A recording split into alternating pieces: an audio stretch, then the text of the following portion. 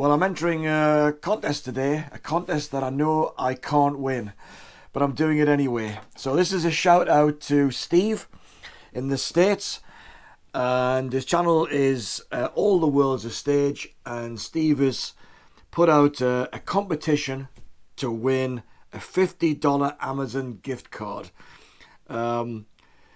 which would be great, except to say that he's only going to pay out if it's in the USA, Canada, or Mexico. No worries, Steve. Don't worry, mate. Anyway, the competition, he's got 272 subscribers as of this point, and it's in celebration of him hitting 250 subs. So I'm going to put a link to Steve's channel in the description in this video. And although he's only done, well, not so many videos by the looks of it, the ones I've watched look pretty interesting. He's got a nice take on and quite a wide musical taste. So I think he and I might have something in common in that regard. Anyway, this is the competition. This is what you have to do. This is what I'm going to do now. So you've got to name the act you saw at your first concert. And I kind of want to do this video anyway because it's kind of a bit. It feels kind of sacred to me, really. That first concert experience was unforgettable, even though it wasn't perfect, and I'll talk about that. The opening act, if there was any, the venue and the city, the tour the album was in support of, the person or persons you went with, the ticket price, and then let me know your video's been posted and give me a sub. Already subscribed, Steve. Never mind. Anyway, so let's get on with it then. My first gig happened. It almost happened in the autumn of 1974. I was 15, and I said to my parents, I made the big mistake. I asked my parents for permission to go to this concert in the big city, and they said no. And the ticket for this band was going to play in Newcastle upon Tyne at the Odeon kind of theatre cinema. It became the Odeon Cinema. So anyway, I really wanted to get a ticket for this gig, and my parents said no. And as the gig came around, I was getting more and more agitated. It's my favourite band, my favourite new band. And then I found out that the guitarist cut his finger or cut his hand. I can't quite remember which now. And the whole tour had to be postponed. So in April, the following year, April 1975, the new dates were announced and the new venue, which was in Newcastle upon Tyne, and it was the City Hall. And this time I didn't ask my parents for permission to go. I just bought a ticket. And this particular band, I got into in late 1973, early 1974, after a friend of mine lent me this album. So you'll know who I'm talking about. And then I went on to buy a number of other albums, and this is the order in which I acquired the albums. That was the second album I bought. Fabulous album. Brilliant live album, in my opinion. The best live album by this band. I know that's controversial. Then I bought this album, which has the majestic Summer's Ready on it, covering almost all of side 2. And then I bought this one, the earlier album, the preceding album, which is Nursery Crime and has the magnificent musical box on it. And I should have then been buying an album that was being promoted on this tour, but I didn't. So I went along to Newcastle City Hall to see Genesis perform The Lamb Lies Down on Broadway. Now, this is kind of sacred for me, as I've suggested. Sacred's overstating it, obviously. Because it's the one and only time I saw Peter Gabriel fronting Genesis. And Genesis were never the same, although they didn't really change until Steve Hackett left, but that's another story. You can watch my video on the Genesis rundown. I talk about that at length there. But Genesis, The Lamb Lies Down on Broadway. So I went to this gig on my own. So no friends. I was sitting about 5 rows from the stage. Looking at the stage, I was on the right hand side, and the stage layout was that they had screens at the back. There was 3 screens, and they were projecting various images of New York City, because if you know anything about this album, you know obviously Broadway talks about, it's a kind of a bit of a, I think they say it's like a Pilgrim's Progress kind of story, kind of travelogue through New York City, and I couldn't see all the screens because Tony Banks, the keyboard player's big Mellotron and other keyboards were kind of in the way, so I didn't get a perfect view. I was sitting there down on the right hand side.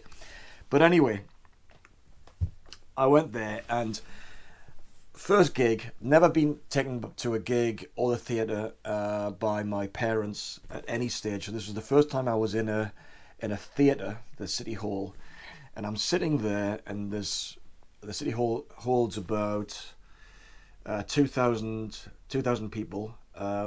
Seats downstairs and a fairly shallow balcony around the outside. I think downstairs now they've turned it into standing only, seats still upstairs of course. And all the major bands went to the City Hall in those days. It was before the big arenas were being built in the UK. So it was definitely on the circuit. So I'm sitting there surrounded by 2,000 other fans, fairly close to the stage, and you can kind of hear the rustling and the knocking of things that are going on kind of backstage as things start to happen, and then the lights go down and there's a kind of a roar goes up. I'm still 15 at this stage, and I get a sense that I can see silhouetted Tony Banks shuffling to his keyboards, and he starts playing the intro to The Lamb Lies Down on Broadway. And then suddenly kind of the lights come on, and you see Peter Gabriel standing at the back of the stage on a platform.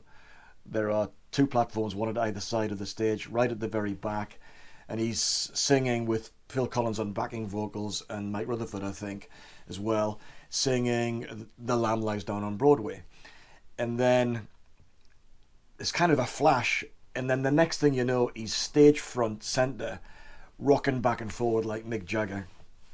And there started a gig that lasted about an hour and a half, where the only music I knew from the album and the stage was the single Counting Out Time that had been released, and I think Carpet Crawlers was coming not long afterwards. What do I remember in terms of the songs? Well, obviously the melodies that are stuck in my mind. Lamb Lies Down on Broadway, Fly in the Windshield, I couldn't make sense of. It was just this huge big dynamic thing. In the Cage, which was a stage favourite for many years later, it kind of didn't make a lot of sense to me. It was a lot of noise, but you could tell it was exciting. People were getting excited by it, because a lot of the fans would have already bought this album. But because it was a double, I couldn't afford it at that particular point in time. So I did end up getting it, a few weeks later. Hairless Heart, which got beautiful keyboards and Steve Hackett guitar, Counting Out Time, Carpet Crawlers, and the Lamia, which has got, again, very, very great, gorgeous guitar solo from Steve Hackett there as well. The Slipper Men costume, which is a topic of a kind of mirth within the rest of the band over the years. Like, I think it was like the straw that broke the camel's back as far as Tony Banks was concerned. That was one costume too far. And then, of course, what I remember the building up to the climax in the Rapids and It.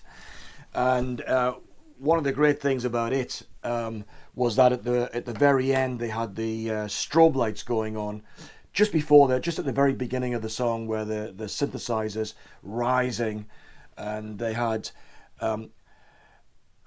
just at the end of In the Rapids, there's a line in the lyrics where Gabriel sings, "It's not your face, it's mine," and then the strobe lights kick in, and Gabriel's on one side of the stage on one of those platforms I mentioned, and on the other side there's a dummy dressed exactly the same as Gabriel. You can't tell which is which is really fabulous. And of course it climaxes the whole thing. And then I obviously there's going to be an encore, and they played 2 nights. I was there on the 24th of April. My ticket price, I can't remember whether it was £2 or £2.50. I've got the ticket somewhere, just can't lay my hands on it. It's definitely in the house somewhere. I suspect it was £2.50. And later on, when they came back on the next time they came back on the Wind and Wuthering tour to Newcastle, I think the tickets were about £4.50 or something then, but £2.50. Anyway, they played 2 nights, and the encore for my night was the same as side 2 of Genesis Live. So it was the musical box followed by the knife. And again, at the end of the knife, you got the strobe lights going. It's super dramatic, absolutely fantastic. I understand on the other night, they played Watcher of the Skies as one of the encores, but I didn't see that on that occasion. I was just shell-shocked. I mean, I didn't know the music, but I could sense that it was just an important event in my musical life. I'm just kind of sitting there like a little kid, surrounded by seasoned gig goers, and it was just stunning, absolutely stunning. And because I didn't know the music, I can't hand on heart say it was a thrill musically. It was just the whole experience of being there in a darkened city hall with so much going on and behind the stage with the projections and so on. Obviously, I followed Genesis for a very long time, and then the band came out of Canada called the Musical Box, maybe 20 years ago now. I can't remember. Other people, you can do your own research. And I've seen them a few times, and they do replica shows of particular Genesis tours. So I've seen them do a tour that the Selling England show, Selling by the Pound, and I've seen them do the Lamb Lies Down Broadway on a few occasions. And one time, one of my brothers was half interested in going to see them do the Lamb Lies Down on Broadway. I'd seen them in Birmingham, I think, but they were performing at Newcastle City Hall. So I got us tickets for the City Hall, and it wasn't sold out, but it was still fairly well attended. But I was able to occupy a seat almost exactly, maybe the exact seat that I sat on in 1975. And this happened about maybe 10, 12 years ago now. So 30 odd years later, I'm sitting in more or less the same place watching the same show, because I'd already seen the show from a distance, so you got a fantastic view, full view of the stage. But I kind of wanted to relive that experience of kind of just sitting in the same spot and seeing the same spectacle. It was absolutely stunning. It was absolutely great. So I was really pleased I did that. So that's my first gig, Genesis, performing the Lamb Lies Down on Broadway at Newcastle upon Tyne City Hall in 1975, April 24th. Now I'm just going to check whether I've missed any questions here from Steve. No support, it must be said. No support. So I wasn't warmed up by another band or some singer-songwriter who came on to distract people for a half an hour. It was like normal crowd filing in, a kind of a the ambience inside a hall. Then the lights go down and bang, it's my favorite band banging in the beginning of Lamb Lies Down on Broadway. So that's it. Thanks, Steve, for the prompt, the suggestion. It's kind of fun to reminisce, but great gig. Possibly one of the top 10, well, certainly one of the top 10 gigs I've ever seen. Maybe one of the top 5, right? Maybe number 5, but I'll talk about other gigs on another occasion. So anyway, thanks for watching. Do the same thing. Talk about your first experience of going to a concert, and then give Steve a subscription. All right, I'll see you on the next video. Ta-da.